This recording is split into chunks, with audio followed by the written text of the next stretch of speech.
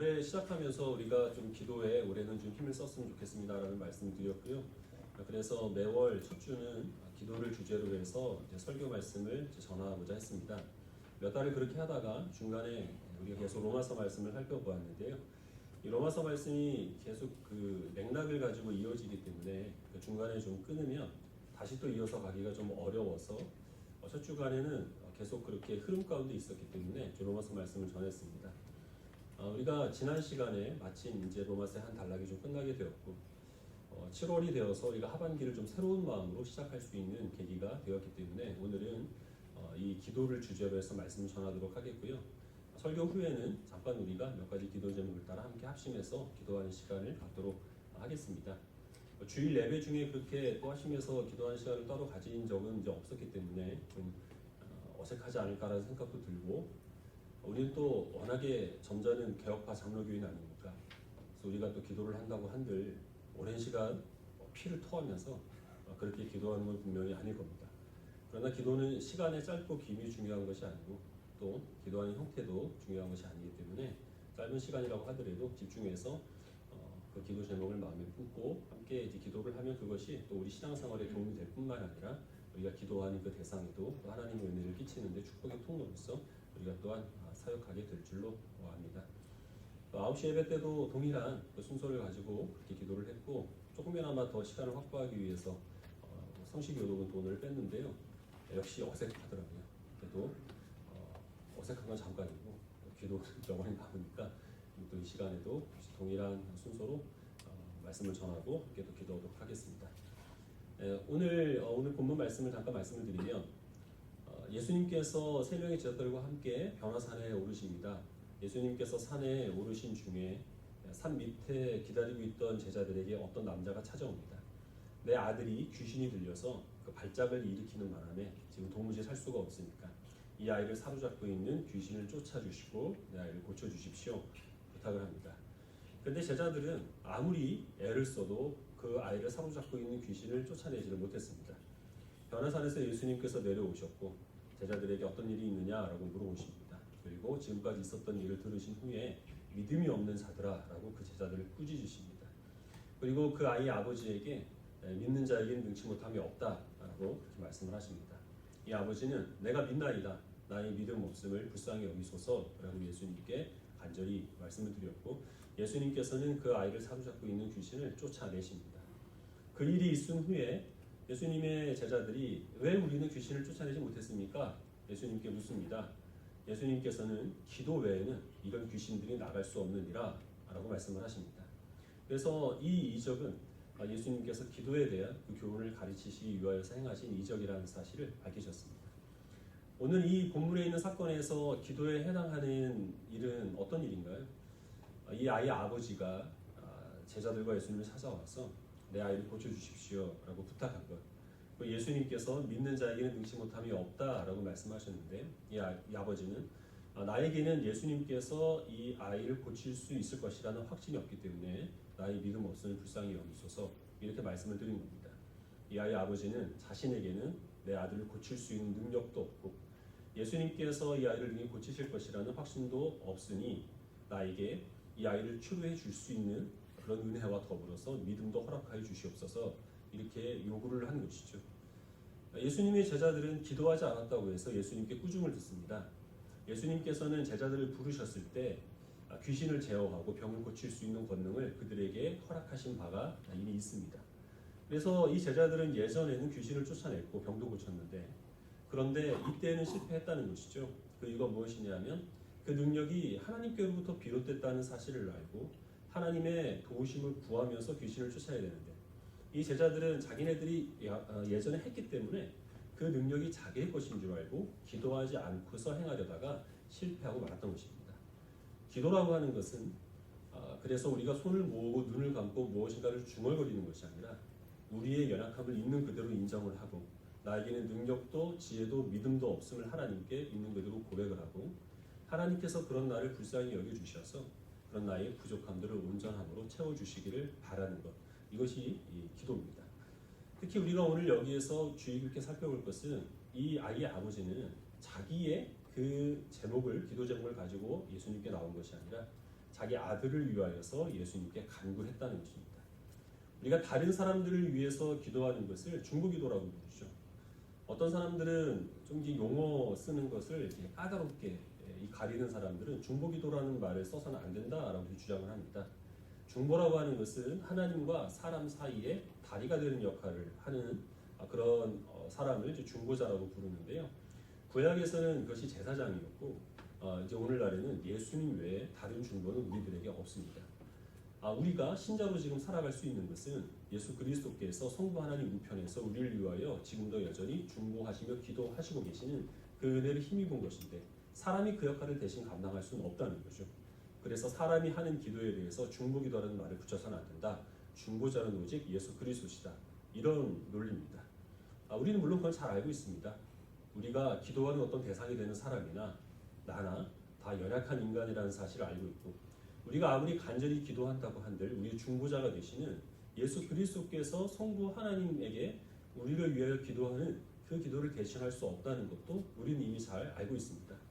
다만 우리는 그런 어려운 처지에 있는 우리의 가족이나 이웃 또 지체를 볼 때 안타까운 마음으로 그를 위하여서 내가 대신 기도하는 그런 마음을 품고 기도하는 것이기 때문에 이러한 것을 잘 이해를 한다고 한다면 대체할 수 있는 용어가 없는 이상 중보기도라는 말을 써도 저는 무방하다라고 그렇게 생각을 합니다.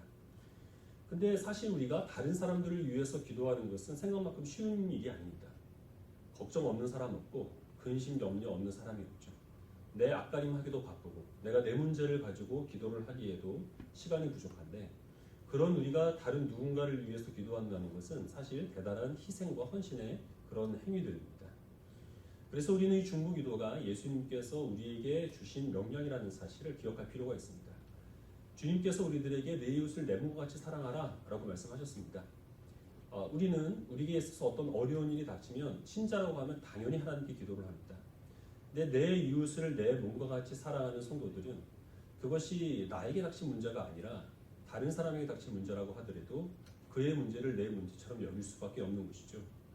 우리가 사랑하는 지체들이 어떤 사고를 당하거나 질병 때문에 고통을 안고 있는데 내 아픔이 아니라고 해서 우리는 그 성도들을 위하여서 기도할 마음을 품지 않게 되는 것은 상상하기 어려운 일입니다. 직접적인 관련이 없다고 하더라도 나와 가까운 사람에게 결혼이라든지 중요한 시험이라든지 이런 인생의 중대사가 이 인생에 걸린 중대사가 그들 앞에 있다고 한다면 우리들은 당연히 하나님께서 그들의 길을 열어주시고 좋은 길로 인도하여 주시기를 바라는 마음으로 기도를 하게 되는 것이죠. 기도가 먼저 앞서는 것이 아니라 그의 어려운 처지와 그의 절박한 문제들을 곧 내 문제로 여기는 내 이웃을 내 몸과 같이 사랑하는 이 사랑이 앞설 때에 그때 우리들은 이웃을 위하여서 하나님께 중보하며 기도할 수 있게 되는 것입니다. 이 중보 기도 행위는 그렇기 때문에 은혜를 베푸는 행위입니다. 어려운 사람들을 돕는 것 아니면 어떤 불편한 사람들을 섬기는 이런 봉사 이런 것들은 물론 은혜를 베푸는 행위인데 그런 행위 못지않게 중보하며 기도하는 것도 은혜를 베푸는 귀한 헌신의 행위들입니다. 어떤 의미에서는 좀 더 순수한 은혜를 베푸는 행위가 사실은 기도입니다. 왜냐하면 어려운 사람들을 돕거나 아니면 몸이 불편한 사람들을 또 섬기는 그런 행위들은 직접적으로 행하는 것이기 때문에 내 은혜를 받는 사람, 내 도움을 받는 사람들이 나로부터 도움을 받는다는 것을 비교적 쉽게 알 수 있습니다. 그러나 이 기도라고 하는 것은 은밀한 중에 이루어지는 것이기 때문에 누가 나를 위해서 언제 어떻게 기도했는지 사실은 알 수가 없는 것이죠. 예를 들면 이제 우리는 수험생들 그리고 또 취업 준비생들을 위하여서 기도할 때가 왔습니다. 아마 많은 교인들이 내 자녀가 아니라고 하더라도 내 문제가 아니라고 하더라도 우리 학생들을 위하여서 취업 준비생들을 위하여서 열심히 기도를 할 겁니다. 그런데 정작 시험을 보는 또 취업 준비를 하는 우리 학생들은 누가 나를 위해서 기도하는지 알 수가 없죠. 그래서 생각이 없는 사람은 연말이 되어서 좋은 결과가 이제 있을 때 그때 그것이 다른 성도들의 기도를 힘입어 하나님께서 내게 베푸신 은혜라는 사실을 알지를 못합니다. 내 노력과 재능의 결과라고 여길 것이고 나 정도 되는 그런 사람은 이러한 결과를 받아들이기에 마땅하다. 이렇게 스스로 그 공로를 자기에게 돌릴 겁니다. 조금 겸손한 사람들은 운이 좋았다. 아니면 나를 지도해준 선생님의 덕분에 그래서 내가 이렇게 성공할 수 있었다. 이렇게까지는 얘기를 할 수 있겠죠. 하나님 믿는 주의 백성들은 당연히 그 모든 것들이 다 하나님의 은혜라는 사실을 알아서 주님께 영광과 찬송을 돌릴 겁니다. 그런데 그렇다고 하더라도 그것이 나를 위하여서 기도한 다른 지체들의 기도에 하나님께서 응답하여 주신 결과 하나님께서 나에게 그런 선한 결과들을 허락하여 주셨다는 사실을 진심으로 알고 그런 모든 성도들에게 감사하기는 어렵습니다. 누가 나를 위해서 어떻게 기도했는지 알 수 없기 때문에 그런 것이죠. 물론 그런 학생들을 위해서 기도하는 성도들도 어떤 보상을 바라며 기도하는 것 절대 아닙니다. 누군가가 좋은 직장에 취업을 했는데 어떤 집사님께서 전화를 거는 것이죠. 그리고서 내가 너를 위해서 얼마나 열심히 기도했는 줄 아니? 내 기도에 응답하셔서 하나님께서 너를 그 직장에 취직하도록 그렇게 역사하신 거야. 뭐 거기까지는 우리가 수긍할 수 있죠. 그러니까 너는 이제부터 월급을 타면 3분의 1은 내 통장으로 보내야 된다. 계좌번호 받아 적으려. 이렇게까지 나가면 정말 이상한 사람처럼 이럴 겁니다. 우리가 누군가를 위하여서 기도함으로써 이루어지는 결과는 하나님의 은혜가 그에게 임함으로 그가 하나님의 사랑 가운데서 복을 얻는 것입니다. 또 그는 그렇게 은혜를 베풀어 주신 하나님의 은혜에 감사하는 마음으로 영광과 찬송을 돌리게 되므로 하나님께서 영원하게 되는 것입니다. 우리의 중보기도를 통하여서 다른 이웃이 유익을 얻는다. 하나님께서 영원하게 된다. 그것만으로도 우리가 누군가를 위해서 기도할 그 이유를 삼게 되면 감사한 일이지만 그러나 사실 우리는 그렇게 이타적인 그런 존재가 아니라는 데 문제가 생기는 겁니다. 저는 청년 시절부터 수요 예배는 잘 나가지 않았는데요. 금요 기도에만은 꼬박꼬박 나갔습니다. 제가 워낙 기도의 사람이기 때문이 아니라 늘 이 나가지 않으면 안 될 맡은 일들이 있었기 때문에 그렇습니다. 차량 운행을 하든지 그 찬양 인도를 맡든지 악기를 연주하든지 무엇인가 항상 맡은 일이 있어서 기도에만은 어쩔 수 없이 나가야 되는데요. 제가 직장 생활을 할 때에는 주 5일 근무제가 아니고 이 격주 토요일 휴무였습니다. 교회가 멀었기 때문에 금요 기도회를 마치고 집에 오면 12시를 넘고 거의 이제 새벽 1시 가까이 되는데요. 그러면 놀토는 괜찮아요. 그 다음 날. 근데 출근하는 날에는 정말 피곤했거든요. 피곤해서라도 기도한 그런 보람, 응답 이런 것들이 있으면 감사한데 사실 금요 기도회 때는 개인 기도도 하지만 주로 중보 기도를 많이 합니다. 그런데 제가 기도를 한 그 대상이 되는 사람들은 사실 그 기도하는 자리에 없는 경우가 많았어요. 그렇게 될 수밖에 없는 것이죠. 몸이 불편한 사람들을 위해서 기도하지만 몸이 불편한 사람들은 몸이 아파서 기도하는 자리에 못 나옵니다. 중요한 일을 앞두고 있는 사람들을 위해서 기도하는데 그 사람들은 결혼 준비하고 시험 준비하고 취업 준비하느라고 바빠서 또 그 자리에 나오지 못해요.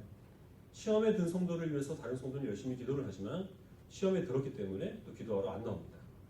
그러니까 기도를 해야 될 사람들은 정작 그 자리에 없고 정말 피곤하고 바쁜 내가 그 사람들을 위해서 대신 기도하고 그렇다고 해서 내 인생이 넉넉하고 평안하느냐? 그렇진 않거든요. 내가 괜찮으면 얼마든지 그들을 위해서 기도할 수 있지만 내 문제가 다급하고 나도 힘들면 내가 굳이 그런 사람들을 위하여서 기도를 해야 하는가? 이런 고민을 사실은 한동안 좀 했었습니다. 그리고 그렇게 기도를 해주는 그 대상이 되는 사람들이 나와 좋은 관계에 있다고 한다면 사실 얼마든지 즐거운 마음으로 기도할 수 있습니다. 별로 상관이 없거나 사이가 좋지 않은 사람, 그 사람을 위해서 기도하는 것은 정말 힘든 일이거든요. 그런 사람들을 위해서 어쨌든 열심히 기도를 합니다. 근데 기도하고 나서 그런 사람들이 저를 서운하게 대하면 그러면 배신감이 느껴지죠. 내가 이런 인간을 위해서 기도를 했다니 다시는 내가 이 인간을 위해서는 이런 마음을 가졌던 겁니다. 저만 그런 거예요. 나만 쓰레기인가? 중보기도하고 하는 것은 하나님께서 나를 축복의 통로로 삼아주셔서 나로 말미암아 하나님의 은혜와 사랑을 다른 사람들에게 끼치게 하는 것이고 그 기도에 응답받은 사람들이 하나님께 영광을 돌림으로 하나님께를 영화롭게 하는 행위입니다. 그럼에도 불구하고 그것이 나에게 어떤 직접적인 유익을 주지 않으면 사실 우리들은 그것만 가지고 다른 사람들을 위하여서 아니면 나라와 민족을 위하여서 주의 공된 교회를 위하여서 나와 관련되지 않은 그 제목으로 하나님께 기도하기는 좀 어렵습니다. 하나님께서는 그렇기 때문에 이 중보 기도가 기도를 드린 우리 자신에게도 분명한 이익과 그리고 또한 만족을 보장하여 주신다는 사실을 우리들에게 말씀해 주십니다. 그것을 잘 이해를 할 때 그래서 기도하는 것이 결국 나 자신에게도 복이 되고 유익한 행위라는 사실을 알 때 우리들은 우리의 지경을 넓혀서 다른 많은 사람들에게 관심을 가지고 더 열심히 기도하게 될 줄로 믿습니다. 중보 기도가 우리에게 주는 그 유익 가운데 하나가 무엇이냐면 오늘 본문에 나와 있는 것입니다. 성경에는 오늘 본문과 비슷한 사건들이 여러 차례 기록이 되어 있습니다. 마태복음에는 어떤 가나안 여인이 자신의 그 딸을 고쳐달라고 예수님께 사정하는 그런 장면이 기록되어 있습니다. 요한복음 5장에는 해당장 야이로가 역시 마찬가지로 죽어가는 자기의 딸을 살려달라고 예수님께 와서 요청하는 그런 모습이 있고, 누가복음 7장에는 로마의 백부장이 예수님께 와서 내 집에서 일하는 종이 죽게 되었으니까 그 종을 제발 살려달라고 예수님께 무릎 꿇는 그런 장면들이 나와 있습니다. 열왕기서에도 이 엘리야 선지자와 엘리사 선지자에게 각각 어머니가 찾아와서 죽은 자기의 아들을 살려달라고 부탁하는 그런 장면들이 기록되어 있습니다. 근데 이렇게 누군가를 위하여서 대신 예수님께 아니면 하나님께 또 선지자에게 요청하는 그런 사람들의 특징은 윗사람이라는 겁니다. 부모가 자녀를 위해서 기도하고 주인이 종을 위해서 기도합니다. 확률적으로는 사실 반대가 돼야 맞을 것 같아요. 왜냐하면 어르신들이 더 연로하시고 어떤 이제 병에 노출될 가능성이 더 많잖아요. 그러니까 병으로 고생하고 있는 우리 아버지와 어머니를 살려주십시오. 자녀가 그렇게 예수님께 와서 기도해야 마땅한 것 같고, 사실 죽어가는 종을 위해서 그 주인이, 그리고 로마의 백부장이라는 그 신분이 있는 사람이 식민지의 한 그 목수에 불과한 예수님께 와서 무릎을 꿇는다는 것은 사실 이례적인 일입니다. 그런데 그 일들을 성경은 그대로 기록을 하고 있다는 겁니다. 혹시 반대의 경우가 있을지 모르겠습니다. 그런 경우를 발견하시면 저한테 제보를 해주시길 바랍니다. 제가 아무리 생각을 해도 그런 예는 좀 찾을 수가 없었거든요. 혹시 제가 잊어버리고 있는 것일 수 있으니까 혹시 발견하시면 제보를 해주시길 바라고, 그럼에도 불구하고 압도적으로 많은 분량은 윗사람이 아랫사람을 위하여 기도하더라라는 것입니다. 그것은 곧 이 기도가 은혜를 베푸는 행위라는 것을 분명하게 말해주고 있는 것입니다. 은혜라고 하는 것은 하나님께서 은혜를 베풀 사람을 높은 자리에 세우십니다. 그에게 하나님의 은혜와 사랑을 충만하게 부어주심으로 그를 만족하게 하시고, 그 흘러넘치는 은혜와 사랑이 강물처럼 아래로 내려가서 그래서 또 그 밑에 있는 더 어려운 사람들이 그를 축복의 통로 삼아 하나님이 허락하여 주신 은혜를 입는 것, 이것이 바로 이 은혜를 입는 행위인데, 베푸는 행위인데, 바로 중보기도가 그런 역할을 하는 것이죠. 그럼 기도하는 사람들은 어느 자리에 선다는 것입니까? 어른의 자리에 선다는 것입니다. 종이 아니라 주인의 자리에 하나님께서 세우신다는 것입니다. 섬김이라고 하는 것은 사실은 항상 건강한 사람이 약한 사람들을 위하여 섬길 수 있는 것은 아니고, 부유한 사람들이 가난한 사람들만 위하여 섬기는 것은 아닙니다. 아픈 사람이 건강한 자들을 위하여서 기도할 수 있는 것이고, 가난한 사람들이 부유한 사람들을 얼마든지 섬길 수 있고, 하나님께서 낮은 자리, 어두운 자리에 처하게 하신 사람이 자기 앞가림하기도 힘든 그런 이 절박한 환경 가운데 있는 것처럼 보인다고 하더라도, 그러나 그가 하나님의 은혜로 충만케 되기만 하면 그는 얼마든지 은혜를 베푸는 일을 행할 수 있는 것입니다. 중보기도를 하는 사람은 그렇기 때문에 어려운 처지에 있는 사람일 수 있어요. 어린 사람이 어른을 위하여서 기도할 수 있습니다. 가난하고 병약한 사람이 정말 많은 것을 가진 사람들을 위하여서 기도할 수 있습니다. 하나님께서는 우리가 처해 있는 형편, 처지, 또 우리의 어떤 연륜이 깊으냐, 또 그렇지 않느냐, 아니면 우리가 부유하냐, 가난하냐, 그런 것과는 상관없이 누군가를 위해서 기도하는 사람들을 부모의 자리에 세우십니다. 어른의 자리에 세우시고 종이 되지 않게 하시고 주인의 자리에서 일하도록 하나님께서는 역사하신다는 것입니다. 신자된 우리들이 하나님께서 우리를 자녀 삼아주신 그 목적이 무엇인가라는 것을 생각해보면 성장입니다. 우리는 죄인 되었고 어렸을 때 하나님께 부름을 받습니다. 중보기도는 우리를 많은 사람들을 긍휼히 여기는 그 아버지의 마음을 품게 하셔서 하나님의 성품을 담게 합니다. 나만 생각하고 살았던 그 어린 성품이 이제는 변화되어서 다른 사람들의 마음과 그들의 생각을 헤아릴 수 있는 그런 아버지의 마음, 넉넉한 마음들을 품게 합니다. 우리가 천국의 구경자, 아니면 천국의 어떤 참견하는 사람, 천국의 종, 그렇게 우리를 천국의 주변에 머물지 않게 하시고, 중보기도는 우리를 천국의 주인으로서 하나님의 아들로 그 나라를 위해서 사역하도록 역사하는 것입니다. 우리가 그러한 중보기도가 우리에게 주는 유익을 알 때 우리는 조금 더 많은 사람들에게 관심을 가지고, 나와 직접적인 관련이 없다고 하더라도 그들을 위하여서 하나님께 기꺼이 무릎을 꿇게 되게 될 줄로 믿습니다. 괴로움보다는 외로움이 낫다라는 그런 말이 있습니다. 사실 요즘 많이 하고 있는 얘기인데요. 우리가 여러 사람들에게 얽혀서 골치 아픈 일을 당하기보다는 조금 심심하고 외롭다고 하더라도 적당히 타인과 세상에 거리를 두고 사는 게 더 지혜롭다, 이런 이야기죠. 지극히 개인주의적인 현대인들의 성향을 잘 드러내는 말입니다. 교회 생활도 마찬가지입니다. 사실 나와 관련 있는 사람, 가까운 사람들만 알고 지내고 교회에도 그냥 예배를 드리는 시간에만 적당히 관여하며 살아가면 사실 마음은 편할 수 있습니다. 그리고 또 어느 정도는 그렇게 거리를 둘 지혜도 또 우리들에게는 필요한 때가 분명히 있습니다. 그러나 하나님께서 우리들에게 다른 사람들의 형편과 처지에 관심을 기울이게 하시고 나와 직접적인 관련이 없는 나라와 민족 그리고 교회를 위하여서 기도하도록 그렇게 명하신 이유는 그렇게 우리가 관심을 가질 때에 무엇을 위해서 기도해야 될지 알 수 있게 되기 때문입니다. 아무리 다른 사람들을 위해서 기도를 해야 되겠다, 교회를 위해서 기도를 해야 되겠다라고 해도 구체적으로 그들이 어떤 처지에 있고 교회가 지금 어떤 상황 속에 있는지를 알지 못하면 그 기도는 막연할 수밖에 없습니다. 관심을 가지고 또 그들의 형편을 살피고 교회가 지금 처해 있는 그 상황 속에 어느 정도는 들어가야 내가 뭘 위해서 진심을 가지고 기도해야 될지 알 수 있게 되는 것이고 그런 진심 어린 기도를 통하여서 하나님께서는 역사하시며 또한 우리들을 하나님께서 약속하여 주시는 어른의 자리와 주인의 자리로 세워주신다는 사실을 기억하시기를 바랍니다. 혹시나 우리가 다른 사람들을 열심히 기도했는데 그 사람들이 우리를 서운하게 할 수 있습니다. 그래도 우리는 억울하게 여길 필요가 없습니다. 예수님께서는 우리가 누군가를 위해서 복을 빌었을 때 그 복을 빌어주는 대상이 그 복을 받을 만한 자격이 되지 않으면 그 복을 다시 우리들에게 고스란히 돌려주시겠다라고 약속하여 주셨으니 우리가 누구를 위해서 기도한들 그것이 우리들에게 손해가 될 일은 전혀 없다는 것입니다. 그리고 실제로 다른 사람들을 위해서 열심히 기도하는 사람은 하나님께서 그를 더욱더 열심히 기도하게 하여 주시기 위하여서 건강도 주시고 여러 가지 형편과 상황들을 또한 넉넉하게 채워주시는 것을 다 그런 것은 아니지만 신앙생활 하면서 경험적으로 알게 되는 것입니다. 그뿐만 아니라 거기에 더해서 타인을 위해서 드리는 그 중보기도를 통하여 하나님께서는 우리들에게 아버지의 마음을 품게 하십니다. 천국의 종이 아니라 주인으로서 우리를 이 하나님의 그 나라에 적극적으로 관여하게 하시고 우리를 통하여 하나님의 뜻을 이루어 가시는 것입니다.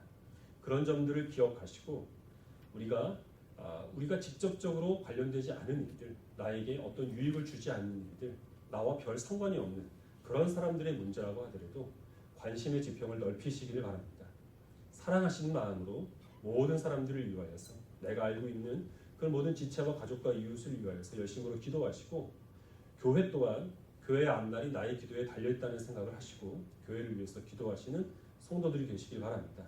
이 땅과 이 민족을 위하여서 무릎으로 하나님께 나아가는 그런 진실된 하나님을 사랑하는 하나님의 나라의 백성이자 또한 이 나라에 속한 이 땅의 국민이 되시기를 주님의 이름으로 축원합니다. 우리 함께 찬송하시고 몇 가지 제목을 따라서 기도하도록 하겠습니다.